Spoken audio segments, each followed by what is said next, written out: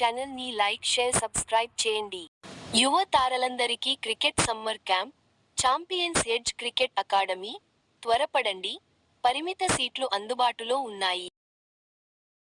57వ division విద్యానగర్లో అభివృద్ధి పనులకు భూమి పూజ చేసిన కేంద్ర హోం శాఖ సహాయ మంత్రివర్యులు బండి సంజయ్ కుమార్, మాజీ మేయర్ యాదగిరి సునీల్ రావు, మాజీ కార్పొరేటర్ బండ సుమ రమణరెడ్డి బీజేపీ నాయకులు పాల్గొన్నారు.